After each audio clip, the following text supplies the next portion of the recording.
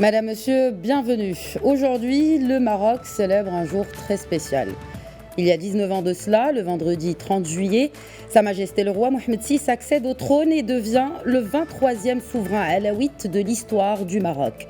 Ce jour est spécial puisqu'il a marqué un véritable tournant dans la vie institutionnelle, politique, sociale, diplomatique et économique de notre royaume. Il est important de s'arrêter sur la stratégie du souverain et les secrets qui en font ce qu'elle est aujourd'hui. Une stratégie qui, au fil des années, a conduit le Maroc dans la cour des grands à plus d'un égard.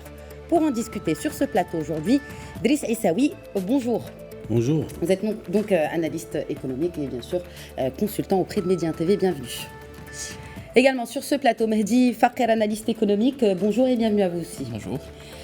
Et pour représenter la faculté des sciences juridiques, économiques et sociales de Casablanca, son doyen sur ce plateau aujourd'hui, Abdelatif Komat. Bonsoir et bienvenue. Bonsoir.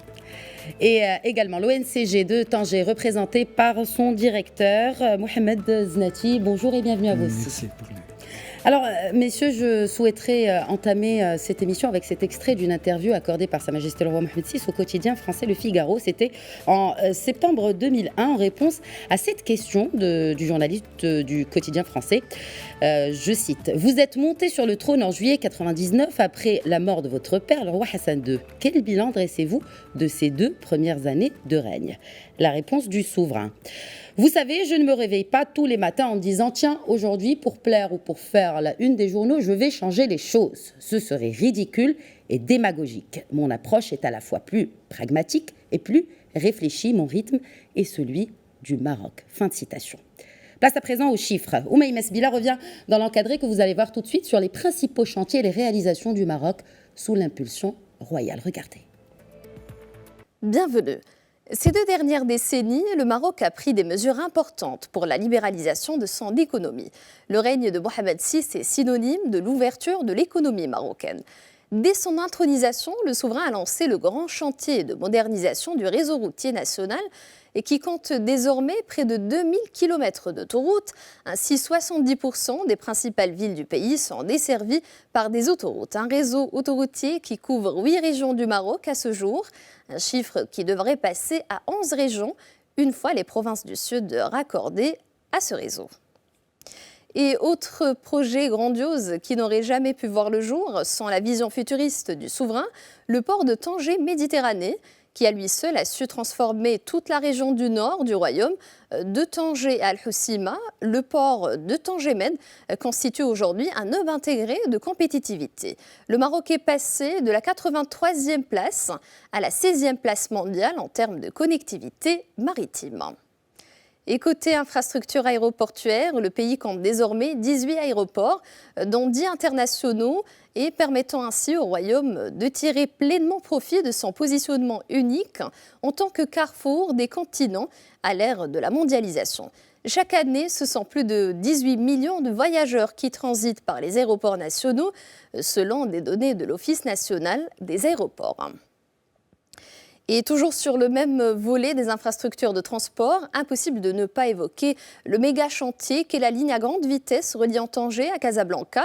Longue de 200 km, la première ligne à grande vitesse marocaine devrait relier Tanger à Rabat en 1h20 contre 3h45 actuellement, alors que Tanger ne sera plus qu'à 2h10 de Casablanca au lieu de 4h45 aujourd'hui. Selon l'Office national des chemins de fer, 6 millions de passagers par an emprunteront la LGV avec un départ à chaque heure de Casablanca et de Tanger, l'objectif étant d'atteindre un taux de remplissage moyen des trains de 70%. Et concernant le secteur agricole, ce dernier a connu une dynamique importante depuis la mise en œuvre du plan Maroc Vert avec une transformation structurelle de son offre de production.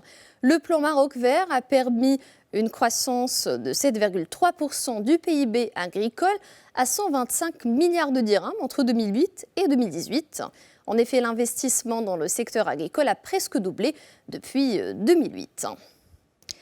Et l'un des plus grands projets de ces 19 dernières années, celui des énergies renouvelables, avec la grande centrale solaire Nour Ouarzazate. Le Maroc s'est fixé comme objectif de produire 42% de l'énergie à partir de l'énergie propre d'ici 2020 et 52% à l'horizon 2030. Et pour y parvenir, l'Agence marocaine pour l'énergie durable prévoit une capacité totale minimale additionnelle de 3000 MW en 2020 et 6000 MW d'ici 2030, répartis entre les énergies solaires, éoliennes et hydrauliques. Et la suprématie du Maroc sur le continent en tant que premier investisseur africain en Afrique n'est plus à démontrer. Deuxième pays africain récepteur d'IDE dans de nouveaux projets, le Maroc a investi plus de 5 milliards de dollars en 2017 dans 22 projets à travers le continent. Les IDE marocains sur le continent ont généré près de 4000 nouveaux emplois. Entre 1999 et 2018, le Maroc a connu un véritable décollage économique. En 20 ans, le PIB du Royaume a triplé pour atteindre plus de 120 milliards de dollars en 2017. Merci pour votre attention. Alors messieurs, tout d'abord, comme l'a été évoqué dans cet encadré d'Oumaï Masbila, on parle de chantiers structurants, on parle d'infrastructures, bien sûr, routières, portuaires, autoroutières et bien évidemment d'autres infrastructures très importantes comme base pour une croissance solide et pérenne. Quelle plus-value ces infrastructures ont-elles créées au niveau local et régional? Abdelatif Komat. Très bien. Merci tout d'abord pour l'invitation. Je crois qu'il est admis, à travers un peu l'histoire du développement des pays, que l'existence d'une infrastructure est un préalable important pour tout développement.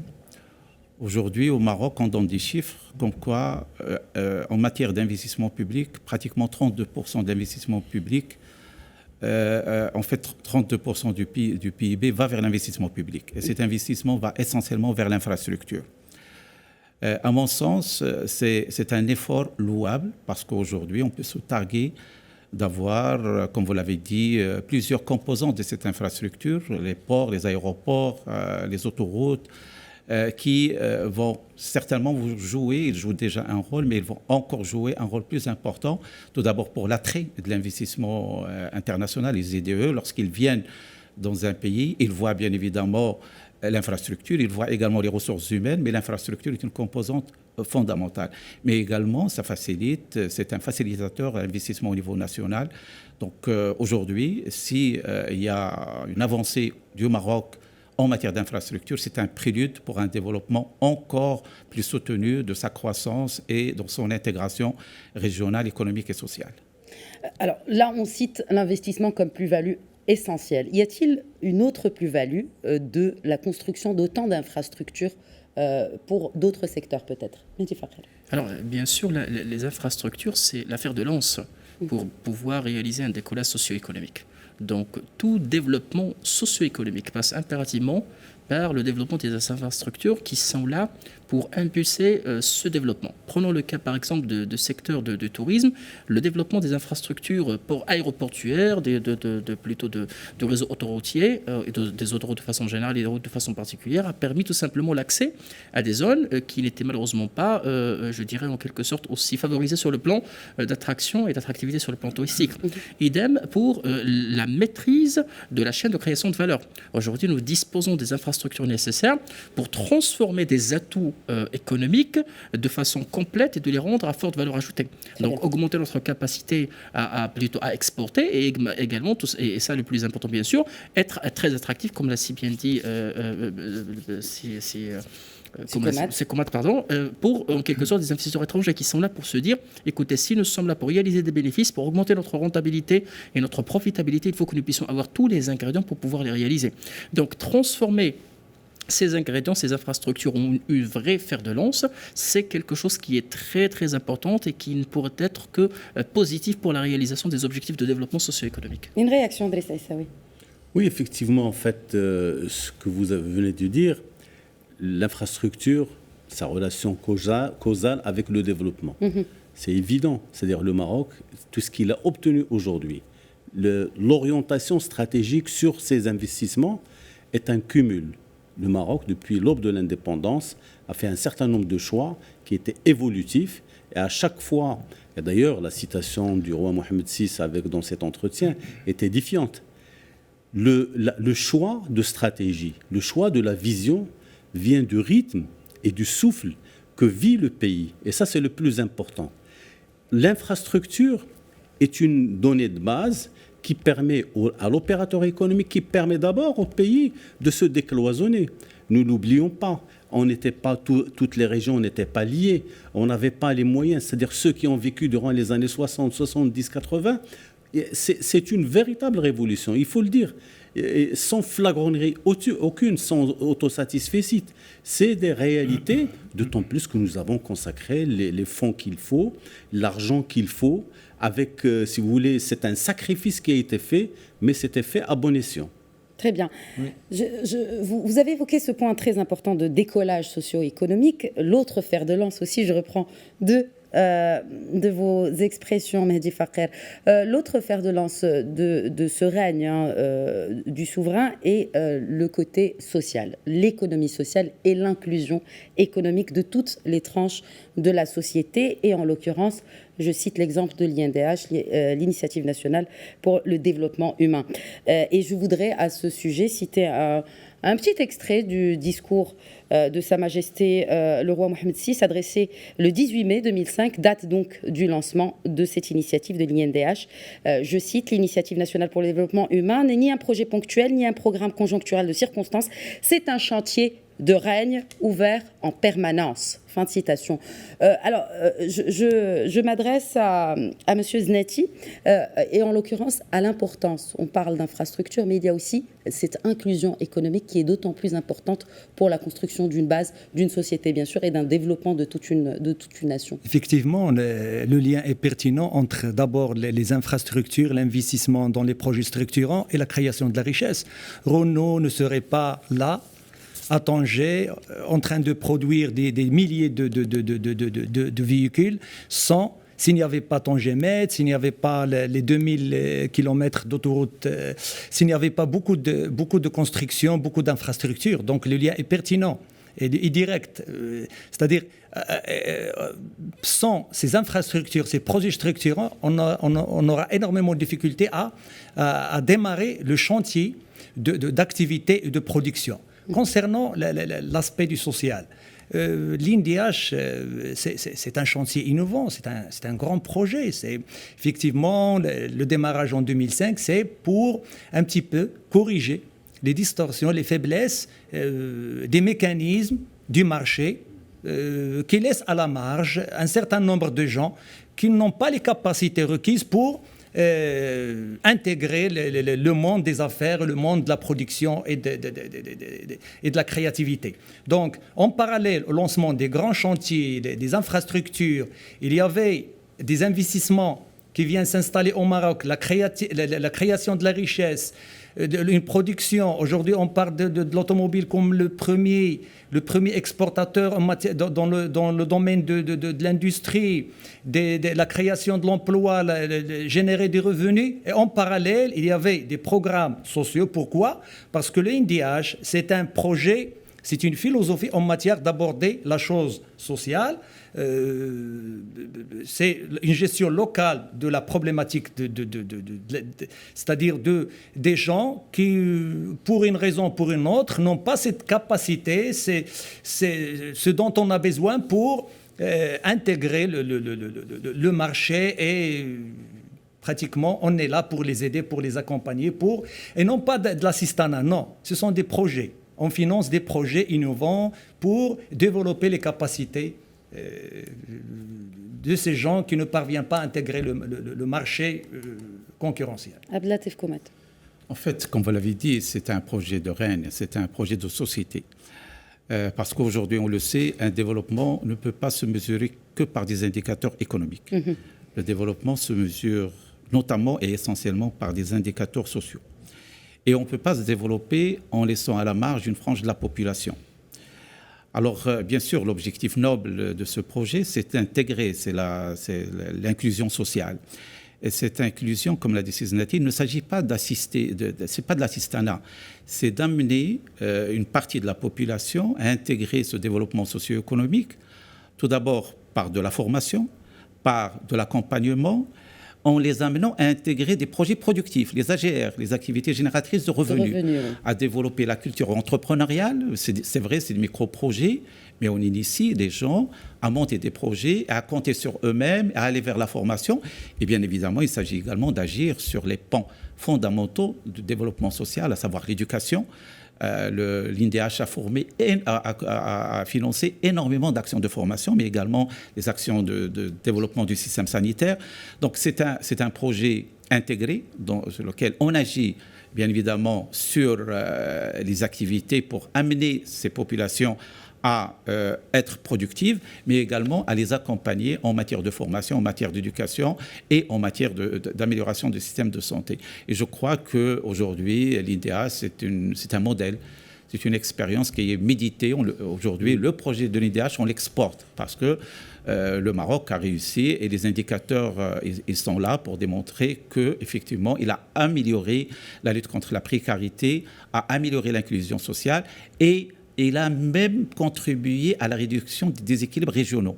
Vous savez qu'aujourd'hui, lorsqu'on fait un peu la comparaison entre les taux de croissance par région, les régions qui étaient les plus démunies à un certain moment, comme la région de la Tafilat et autres, connaissent un taux de croissance plus important que les régions qui sont connues comme étant des régions riches. Et donc le retard est en train de se rattraper, notamment à cause de ce genre de projets qui sont, comme je dis, des projets de société. Je vois que Driss Essaoui acquiesce sur ce qui a été évoqué par professeur Komat. Il y a l'adage qui dit « l'homme, c'est le style ».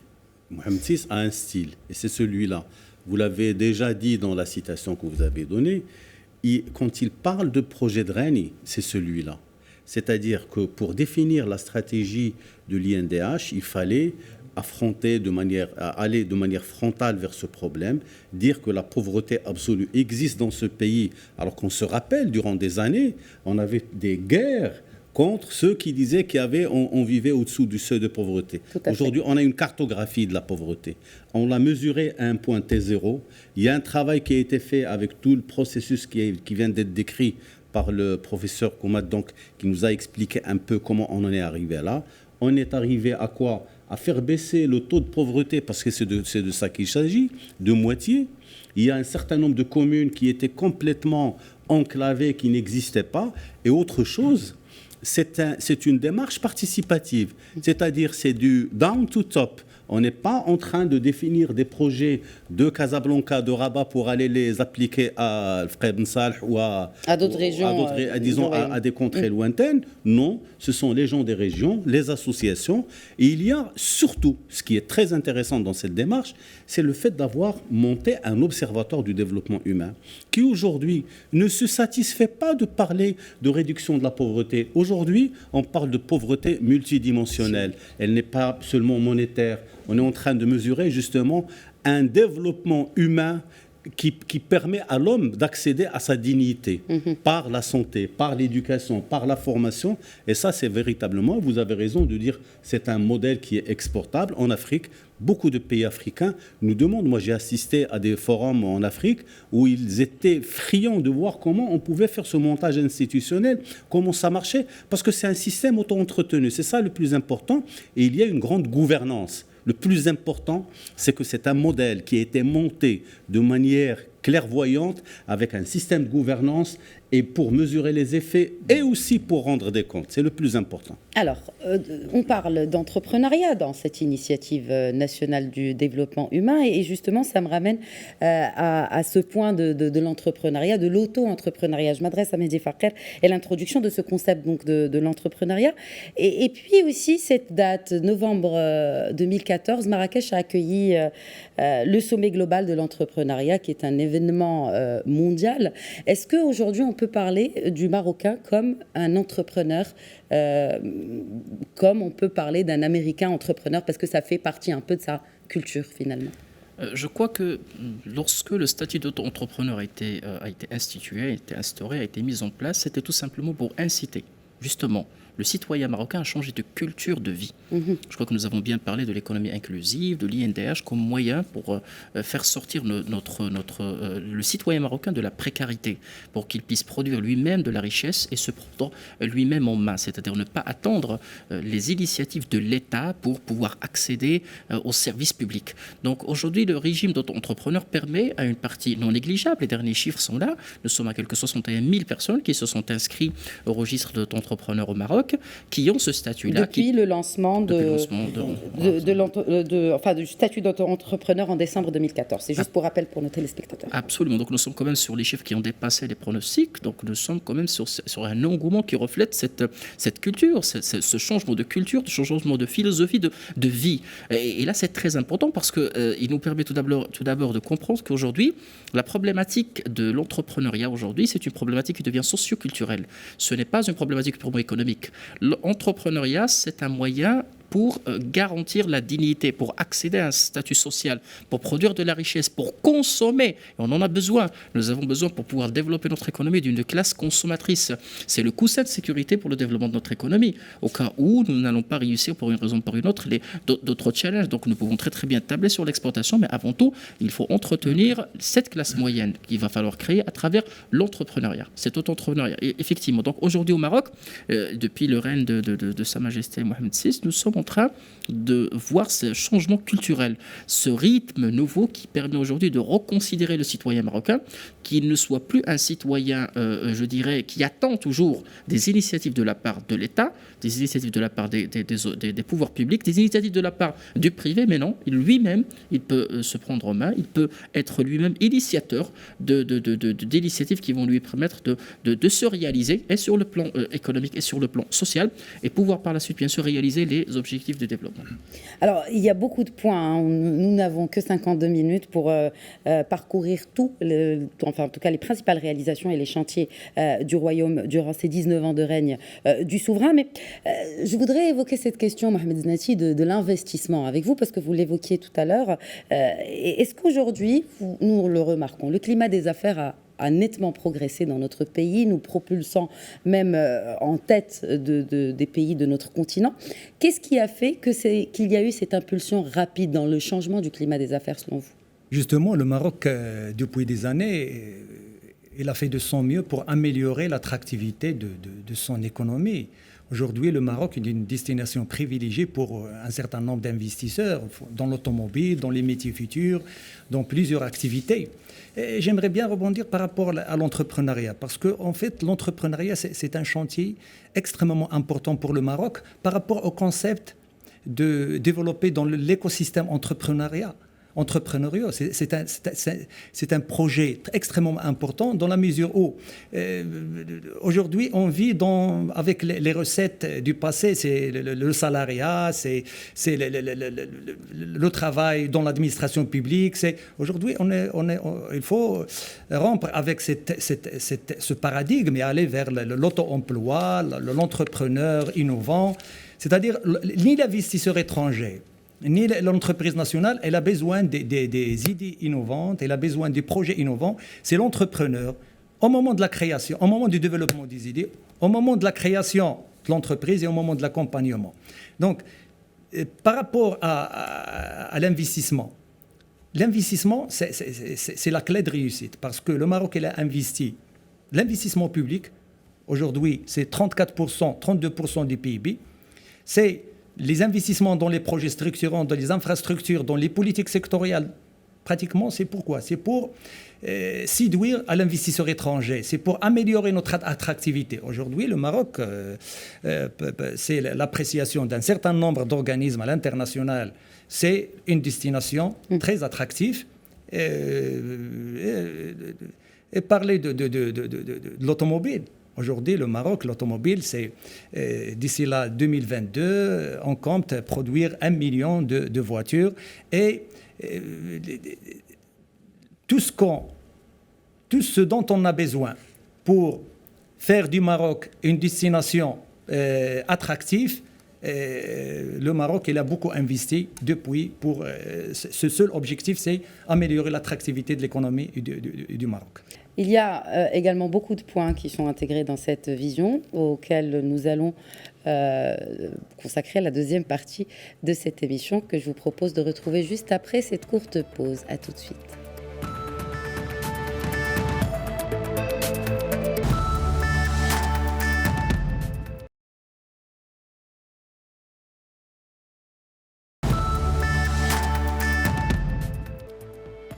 Bienvenue à ceux qui nous rejoignent. Vous regardez cette émission spéciale sur Médien TV consacrée aux réalisations économiques pendant les 19 ans de règne de Sa Majesté le Roi Mohammed VI. Juste avant la pause, nous évoquions ces deux points très importants et qui finalement sont complémentaires, celui de l'auto-entrepreneuriat, de l'entrepreneuriat de façon générale et de l'investissement, et une réaction d'Elissa Essaoui par rapport à ce qui a été dit et notamment à cette question de l'entrepreneuriat comme levier de croissance. Effectivement, c'est l'un des grands leviers, mais je vais peut-être rebondir sur ce que mon ami Mehdi Fakhri disait tout à l'heure, c'est une question de culture. Pendant un long moment, quand on avait le problème d'insertion des jeunes, on leur disait « Attention, il n'y a pas que l'administration, allez-y vers la création d'entreprises ». Ça n'a jamais marché. Pourquoi ? Parce qu'il y avait des freins. C'est le local, c'est les hypothèques, etc.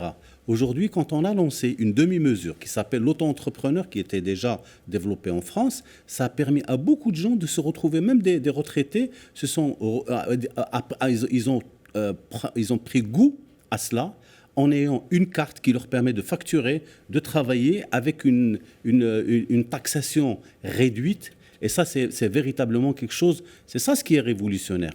Et c'est ce qu'il fallait faire dès le départ. Apprendre aux gens, leur donner goût à entreprendre. Les Marocains sont effectivement entrepreneurs par naissance. Ils veulent le faire. Et on le voit dans les souks, dans tous les métiers que nous connaissons. Mais maintenant, comment construire sur ça ? Ça, c'est le challenge qui restera pour ceux qui ont envie de développer l'entrepreneuriat dans son acception la plus globale, avec une fiscalité, avec une présence institutionnelle, etc.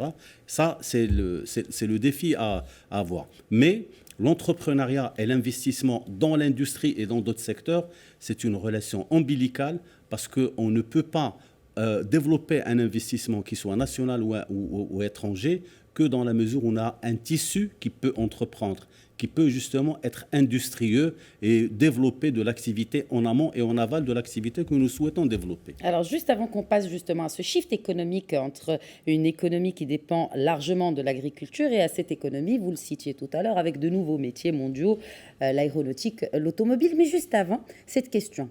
Où est la richesse ? Rappelez-vous, le souverain en avait fait le thème central de son discours prononcé le 30 juillet 2014, donc fête du trône à l'occasion de la fête du trône, où il a abordé ce thème du capital immatériel. Alors, demandant donc au CESE, au Conseil économique, social et environnemental, ainsi qu'à Banque El Maghreb, d'entreprendre une étude qui permettrait de mesurer la valeur globale des richesses, parce qu'il n'y en a pas qu'une seule, qu'elles soient industrielles ou agricoles, mais des richesses de notre royaume. Que reflète l'amélioration ? Est-ce qu'il y a d'abord amélioration du capital immatériel aujourd'hui à Platev Komat ? Énormément. En fait, c'est à ce niveau-là qu'il y a l'amélioration la plus notable. Aujourd'hui, on estime le capital immatériel du Maroc à environ 8 000 milliards de dirhams. C'est-à-dire 6 à 7 fois le capital productif. Vous savez que la richesse globale d'un pays, c'est bien sûr le capital immatériel, mais également le capital productif, le capital naturel et les avoirs extérieurs. Au Maroc, aujourd'hui, à peu près 72 à 73% de sa richesse est constituée du capital immatériel. Mais au-delà du saut qualitatif, c'est le potentiel qui est énorme que représente ce capital. Parce qu'il est composé de quoi ? Quelles sont ses composantes ? Il y a le capital humain, il y a le capital social et il y a le capital institutionnel. Et sur ce plan-là, le Maroc est en train de connaître des sauts de très grande qualité. Au niveau du capital humain, le côté éducation, le côté formation, il y a un potentiel énorme. On évalue que, par exemple, en moyenne aujourd'hui au Maroc, la durée de formation, qui est moyenne, est située aux alentours de 4,4 années de formation en moyenne. Alors que dans des pays émergents comme le Brésil, comme le Chili et autres, c'est entre 7 et 8 ans. Dans les pays les plus avancés, en Suède par exemple, c'est 12 années et demie en moyenne par personne. Et donc, on estime que 2 ans de formation en moyenne au Maroc va permettre une augmentation du capital immatériel de 50% et du capital global d'environ 35 à 40%. Donc, rien que cet exemple, on peut également évoquer tout ce qui se fait au niveau du capital social. L'INDH est une des composantes qui fait qu'aujourd'hui, on investit beaucoup en amélioration du système de la santé, de l'alphabétisation. Et il y a ce qui est important, c'est qu'il y a un potentiel. Et puis le côté institutionnel. Sur ce plan-là, le Maroc connaît des réformes énormes au niveau de la démocratisation, au niveau de la participation, au niveau de la parité homme-femme, au niveau de l'attention à l'égard de l'enfance avec la scolarisation, au niveau... Donc, toutes ces dimensions-là nous laissent croire qu'il y a un potentiel énorme en matière de développement du capital immatériel. Si nous n'avons pas de réaction autour du plateau, nous pouvons passer à un autre axe peut-être, et notamment les feuilles de route, donc ces plans sectoriels. On a parlé, maintenant on va parler de la richesse productive telle que vous la citiez, professeur Komat. Alors, il y a tout d'abord l'agriculture. Bien sûr, tout Marocain sait que nous dépendons plutôt largement de ce secteur qui représente un peu plus de 15% de notre PIB national. Et ce plan Maroc Vert qui a été lancé, on l'a vu dans l'encadré un peu plus tôt dans l'émission. Aujourd'hui, avant de parler du Maroc Vert, on va parler peut-être de la fiscalisation de l'agriculture qui a été un des premiers chantiers du souverain. Mehdi Fakhel. Alors, bien sûr, depuis, il y a eu un report de la fiscalisation en 2010, qui était la date ultime, pour la reporter à 2014. À partir de cette date, un système fiscal a été mis en place, permettant une fiscalisation progressive, bien sûr, à l'issue, bien sûr, de 6 ans, pratiquement à l'aube de 2020, qui permettrait à toutes les exploitations agricoles, les opérateurs agricoles qui réalisent un chiffre d'affaires dépassant 5 millions d'être fiscalisés. Donc, on ne parle pas des petits agriculteurs. Non, une exonération, c'est important de le préciser. C'est très important. In fine, une exonération permanente pour les exploitations agricoles, pour les opérateurs agricoles qui réalisent un chiffre d'affaires inférieur à 5 millions de dirhams, qui bénéficient d'une exonération permanente. L'objectif, c'était d'appuyer la montée en puissance, une montée en compétences, une professionnalisation de cette filière agricole, en permettant de développer le concept d'écosystème agricole. Ce n'est pas le développement d'opérateurs, mais l'opérateur et ceux qui gravitent autour, en poussant vers une sortie de l'informel et permettant bien sûr des cultures à forte valeur ajoutée, destinées certes à l'export, destinées aussi au marché local, mais qui devraient permettre un petit peu de mieux exploiter ce potentiel que constitue bien sûr ce secteur agricole. Vous avez bien parlé, c'est comme de la partie capital immatériel, mais nous avons ce goodwill, cette valeur intrinsèque. Nous avons cumulé des années d'expertise et de savoir-faire en la matière que nous n'arrivons pas à transformer, à appuyer cette transformation en richesse matérielle quantitative. Donc l'objectif effectivement de ce plan Maroc Vert, c'est d'appuyer cette professionnalisation. Il y a le levier bien sûr fiscal qui est là, mais juste pour pousser l'agriculteur à devenir un entrepreneur, un businessman, un gentleman farmer à l'américaine, qui va lui permettre un petit peu de comprendre que culturellement, ce n'est pas une activité vivière, c'est une activité bien sûr marchande à forte valeur ajoutée que nous puissions et que nous pourrions vraiment exploiter et rentabiliser ce capital immatériel et appuyer cette transformation et bien sûr la réalisation des objectifs de développement et de l'économie inclusive. Est-ce qu'aujourd'hui, parce qu'il y a clairement, et ça a été affiché à plusieurs reprises, ne serait-ce que l'année dernière, dans le discours du 20 août, où le souverain a cité le mot émergent 9 fois dans son discours. Alors, il y a cette notion d'émergence qui tient à cœur à notre souverain, mais en précisant que la notion d'émergence ne peut se concrétiser qu'en améliorant plusieurs points. On a parlé du climat des affaires, de la justice, l'implication de toute la société, citoyens inclus, une responsabilité collective et qui n'incombe pas à l'État uniquement. Ben oui, vous savez, il n'y a pas de secret, l'histoire du développement le dit. On ne peut pas venir de la superstructure, dicter un certain nombre de réformes et dire que ça va marcher. C'est-à-dire il n'y a pas de recette toute établie. Ce qu'il y a une sociologie du développement qui fait que les gens interagissent entre eux, que les classes sociales puissent se mettre ensemble. Vous avez parlé du plan Maroc vert. Le plan Maroc vert est aussi une accumulation sur l'histoire du développement de l'agriculture marocaine, avec la politique des barrages, avec la modernisation. Ce qui était l'enjeu du plan Maroc vert, c'est la modernisation des structures agraires. Et c'est pour cela qu'il y a justement deux piliers. Un pilier pour l'agriculture moderne, hyper capitalistique, et un autre pilier pour, disons, l'économie solidaire, l'agriculture solidaire, et qui a permis aussi de développer le produit du terroir, dans la même logique. L'idée, in fine, c'est de développer la plus-value du secteur, mais moderniser les structures et aller de l'avant pour ne pas être dans un cercle vicieux. Si les citoyens, si les acteurs, on va les appeler les acteurs, si les acteurs ne sont pas pleinement impliqués dans ce processus, on ne peut pas aller de l'avant. Parce qu'il y a une éthique, il y a des valeurs et il y a des vecteurs de tout cela pour faire que le développement soit véritablement harmonieux, porteur de changement. Et c'est ce qu'on attend de tout cela. Et quand le roi le dit dans plusieurs fois... Alors justement, c'était juste pour préciser que ce n'était pas l'année dernière, mais c'était en 2014. C'était Absolument. Le discours du 20 août 2014. 2014, absolument, vous avez raison. De toutes les manières, il faut que tout le monde s'implique. Et ça, il ne cesse de le dire. Le problème de la gouvernance, le problème de la citoyenneté, de la responsabilité des uns et des autres dans ce projet collectif qu'est le Maroc. Et il l'a dit, le Maroc est un projet de vie pour tout le monde. Il faut qu'on s'y implique, que l'on soit responsable et que la reddition des comptes soit au bout du compte, que la gouvernance, la bonne, soit aussi l'outil de gestion des affaires publiques. Et avec tout cela, il faut qu'on avance. Bien entendu, il faut de la formation. La valorisation du capital humain, c'est le secret de toutes les réussites. Est-ce qu'aujourd'hui, l'ambition marocaine d'intégrer le club des émergents est-elle réaliste, professeur Komat? Alors, je répondrai à cette question en l'inscrivant, en fait, dans le cadre de l'autre question que vous avez posée par rapport au Maroc vert. Aujourd'hui, on discute sur une vingtaine d'années. Et vous avez raison, parce que lorsqu'il s'agit de développement, d'évaluer des projets de développement, ils ne se discutent pas sur le court terme, sur le moyen et le long terme. Et par rapport à la question du Maroc vert, ce qu'il faut savoir, c'est qu'au Maroc, nous avons 39% de la population qui travaille dans le secteur agricole avec une contribution de 13-14% dans le PIB, ce qui n'est pas normal. Ce qui n'est pas normal pour un peu recadrer selon les standards, selon les normes internationales. Il faut améliorer la productivité de l'agriculture.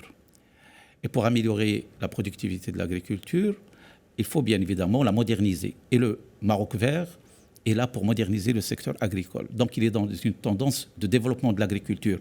Il ne faut pas voir, et ça, bon, parfois on voit dans l'exode rural comme quelque chose de négatif. Si on voit aujourd'hui ce qui s'est passé dans des pays comme l'Espagne, comme la Corée du Sud, comme le Portugal, l'Angleterre, à un certain moment, ils avaient jusqu'à 60% de la population dans le secteur agricole. Aujourd'hui, ils ont 4 à 5%. Aujourd'hui, en Espagne, il y avait 4 millions d'agriculteurs dans les années 60. Aujourd'hui, ils ont 800 000 agriculteurs. Et pourtant, la productivité a augmenté. Alors, par rapport à la question de l'émergence, la question de l'émergence est également une question fondamentale. Et c'est en relation avec ce que vous avez dit, avec le discours royal, parce que quelle est la question de fond qui est posée au Maroc aujourd'hui? Et c'est l'objet du discours de Sa Majesté du 13 octobre 2017. C'est qu'on est dans une transition. On est dans la pré-émergence.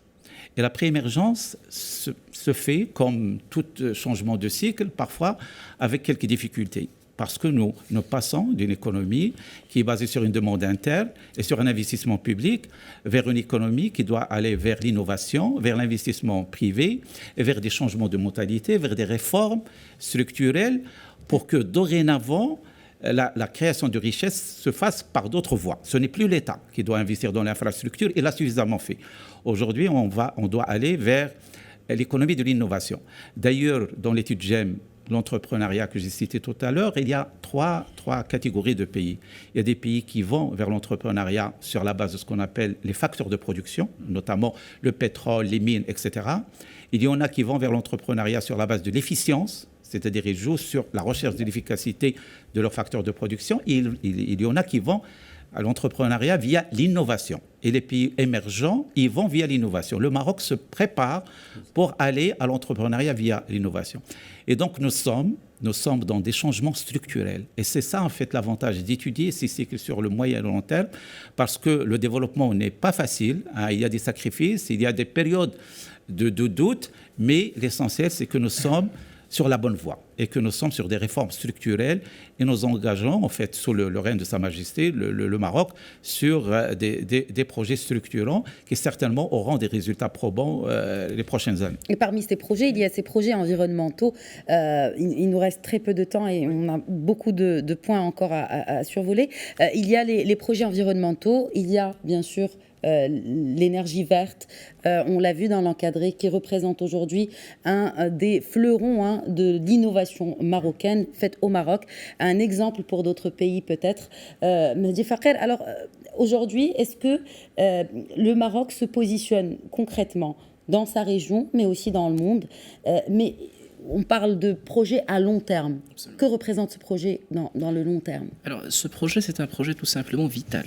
Parce que le re-engineering de la politique, de la stratégie énergétique du Maroc a permis au Maroc aujourd'hui de basculer, de faire évoluer ses structures énergétiques vers l'énergie verte, l'énergie qui est en quelque sorte moins coûteuse, c'est-à-dire contrairement aux énergies fossiles, qui coûtent moins cher, qui lui permettrait tout simplement de rééquilibrer sa facture pétrolière, qui pèse lourd aujourd'hui sur la balance des paiements, sur sa balance commerciale, et qui lui permettrait à terme tout simplement d'avoir une marge financière encore plus importante pour rentabiliser ses investissements et partir sur une autosuffisance en matière énergétique qui permettra au Maroc de sécuriser et de bétonner son développement.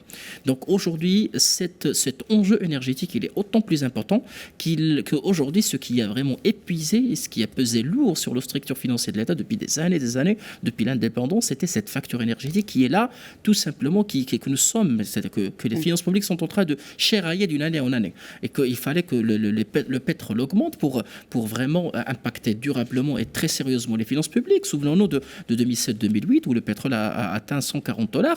Les finances publiques ont souffert trop de ces niveaux de prix. Donc il y a cette question d'allègement de la facture énergétique. Tout d'abord, et puis tout simplement développer un savoir-faire exportable et permettre au Maroc de se positionner comme étant un leader en la matière. Donc intégrer la chaîne de valeur mondiale dans la production de l'énergie renouvelable. Aujourd'hui, c'est une ville modèle à l'échelon international et que bientôt, nous allons réaliser le niveau de 40% en matière de réalisation, bien sûr, d'objectifs en matière un petit peu d'adduction et puis de livraison d'énergie à travers, sur base de l'énergie renouvelable. Mais attention, le plus important à mon avis, c'est que le Maroc est en train d'exporter un autre modèle.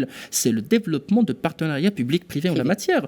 Le dessalement de l'eau de mer, plutôt la région de Khladi qui vient d'être inaugurée, plutôt la station de Khladi d'énergie éolienne. Donc vraiment, c'est une... En tout cas, la région d'Agadir, absolument. Une grande station de dessalement d'eau Donc de mer. L'enjeu de cette expérience est vraiment multidimensionnel. Très bien. Alors, après ce point environnemental, il nous reste une dizaine de minutes, messieurs, que, bien sûr, on se doit de la consacrer à l'Afrique. C'est l'un des plus grands chantiers entrepris par le souverain depuis son intronisation, donc en 99. Alors, il y a beaucoup de choses à dire. On parle d'abord de l'investissement en Afrique. Le Maroc est le premier investisseur en Afrique. Ça, c'est pas nous qui le disons, c'est la Banque africaine de développement. Bien sûr, le premier investisseur africain en Afrique. C'est un exploit. Qu'est-ce qui a fait que le Maroc a pu atteindre cet exploit en si peu de temps ? C'est la performance des acteurs économiques qui étaient présents sur le territoire africain. Mais surtout, en amont, il y avait la vision du roi Mohamed VI qui était là et qui a, depuis le départ, il ne s'est jamais départi de ce choix vers l'Afrique, c'est-à-dire quand on entend ces discours sur l'Afrique, véritablement, on se sent en présence d'un militant du tiers-monde d'antan qui est en train de secouer les pays africains, leur dire « Attention, nous n'avons besoin que de nous-mêmes, nous n'avons besoin que de travailler ensemble. » Parce qu'on était devant des situations complètement ubuesques. Un produit marocain devait transiter par Bruxelles pour être exporté sur le Congo. Produit agricole, par exemple. Et c'est là où les échanges intra-africains étaient très faibles. Et il fallait le faire. Les Marocains les entreprises marocaines ont pris confiance en elles-mêmes. Ils sont partis, ils ont investi, ils ont formé, ils ont aussi implanté une culture de l'entreprise marocaine. Au niveau de la banque, au niveau des télécommunications. Qui est différente des autres entreprises étrangères. Étrangères, parce que historiquement, il y avait les Libanais qui étaient sur le commerce, donc on tirait le meilleur de l'affaire et on partait. Il y avait tous les partenariats liés au colonialisme qui ont fait leur temps. Et aujourd'hui, on est devant une situation où des pays émergents effectivement en Afrique, on prend le Rwanda, on prend l'Afrique du Sud bien sûr, il y avait l'Égypte, etc. Et le Maroc a pu s'arroger une part de ce marché intéressante, mais en se situant sur des créneaux qui sont porteurs, que sont la banque, la téléphonie mobile, l'assurance, l'agriculture à travers le travail de l'OCP, etc. Donc les énergies renouvelables, tout cela. Et toute l'expérience marocaine a été mise à la disposition des pays africains à travers on a quelque chose comme 1200 d'accords signés. Un millier d'accords signés. Et ce ne sont pas des accords qui sont vides de contenu. C'est des accords qui aujourd'hui sont en train d'être mis en œuvre pays par pays, au niveau bilatéral, au niveau multilatéral. Tout le travail qui va être fait avec la CEDEAO, le travail avec le Nigeria, le travail fait avec tous les autres pays, c'est aujourd'hui l'avenir du Maroc et donc l'avenir de l'Afrique. C'est ça, si on devait prendre un adage. Le résumé. Vous avez cité un point très important, celui de l'agriculture. Quel est le rôle aujourd'hui, Abdelatif Komat, du Maroc dans la sécurité alimentaire de son continent ? Alors, en fait, effectivement, aujourd'hui, on présente l'Afrique comme, je ne vais pas dire le grenier, mais la réserve mondiale sur le plan alimentaire à moyen et long terme. Le potentiel qui existe en Afrique en matière d'agriculture, il est énorme. Alors, le Maroc, en fait, déjà, vous avez posé la question pourquoi le Maroc réussit en Afrique. S'il s'agit d'intégrer l'image comme capital immatériel, le Maroc a une bonne image en Afrique, liée à l'histoire, liée à la culture, liée à l'aspect spirituel. On a eu l'occasion d'aller rendre visite à pas mal de pays africains et on voit que nous avons en fait une très bonne image. La deuxième chose, c'est un positionnement gagnant-gagnant. On ne vient pas pour assister, on ne vient pas pour donner des leçons, on vient pour partager des réussites professionnelles, humaines avec nos partenaires. Et ça, je crois, c'est très important. Alors, sur le plan de l'agriculture, aujourd'hui, le Maroc est connu en Afrique comme ayant réussi, par exemple, la politique des barrages. La politique des barrages est très appréciée en Afrique. Et puis aujourd'hui, comme on l'a dit tout à l'heure pour l'INDH, Maroc Vert est considéré comme un modèle pour l'Afrique. Et aujourd'hui, l'expertise du Maroc sur ce plan-là est en train d'être exportée. Et je crois que ça donne la possibilité au Maroc de se positionner comme il l'a déjà fait au niveau des bâtiments de travaux publics, les assurances, les banques, l'aéronautique, les télécommunications. Et il est en train également de se positionner sur le plan de l'agriculture. Alors, très bien. Je me tourne vers Mohamed Znati et Mehdi Fakher brièvement en une minute par rapport aux projets structurants en Afrique et notamment ce projet de gazoduc qui apporterait non seulement beaucoup à ces deux pays qui sont initiateurs, le Nigeria et le Maroc, mais aussi à tous les pays que traversera ce gazoduc. Oui, effectivement, le Maroc il est en train de consolider ses relations avec les pays africains et notamment les pays de l'Est. Et dans les dernières étapes pour intégrer la CEDEAO, Nigeria, pratiquement la moitié du PIB de la CEDEAO, c'est un grand pays, c'est une grande économie. C'est la ligne, le gazoduc qui va passer par un certain nombre de pays. C'est dans cette logique gagnant-gagnant. Et pour Nigeria, c'est une débouchée, c'est pour permettre à Nigeria de vendre sa richesse en Europe et dans d'autres pays. Donc le Maroc, dans sa dimension africaine, est là, dans cette vision globale de diversifier ses partenaires. En plus, l'Union européenne, c'est un partenaire privilégié, mais aussi l'Afrique, Et le Maroc, comme vous l'avez signalé, c'est le premier pays africain investisseur en Afrique. Il est partout en Éthiopie, non pas à l'est, mais à l'est, même à l'ouest et au centre de l'Afrique. Un dernier mot, Mehdi Fakher. Alors, je crois que le Maroc est en train de profiter, d'exploiter ses acquis sur le plan diplomatique et de réussir son retour institutionnel. Donc maintenant, c'est le tour à la CEDEAO. Le Maroc est en train un petit peu de miser des cartes avec des grands et des géants tels que le géant nigérian. Aujourd'hui, ce gazoduc, grâce bien sûr à un véhicule d'investissement souverain qui est Etmar Capital, permettrait au Maroc de servir 13 pays africains, de généraliser plutôt l'utilisation et la production de l'énergie électrique et surtout de réaliser un ensemble d'objectifs géostratégiques. La clairvoyance royale a fait que de tels projets sont tellement importants sur le très long terme. Le Maroc aujourd'hui est en train vraiment de bétonner sa position diplomatique, sa position géopolitique pour la cause nationale, la cause de l'intégrité territoriale quand même, que nous n'allons pas écarter. Le Maroc aujourd'hui n'est pas un pays néocolonialiste. Il est vu par les pays africains comme un pays qui investit, qui réalise avec brio les objectifs de la collaboration sud-sud avec l'objectif, avec la logique de gagnant-gagnant. Donc aujourd'hui, je crois que c'est un projet qui est très structurant, très important. Le Maroc est en train d'y aller graduellement. Il n'a pas fait d'annonce. Il a fait tout d'abord plutôt un accord de principe. Il a demandé du temps pour réaliser des études. Il y a plutôt des visites du chef d'État nigérian. Nous sommes en train d'y aller pour le réaliser. Donc aujourd'hui, le Maroc est en train tout simplement de positionner comme étant un vrai leader économique sur le plan africain. Mehdi Fakher, Mohamed Znati, Abdelatif Koumat, Driss Aissaoui, merci beaucoup pour l'ensemble de vos éclairages. Merci à tous de nous avoir suivis. C'était l'émission spéciale 19 ans de règne de Sa Majesté le Roi Mohamed VI. Merci à tous de l'avoir suivi.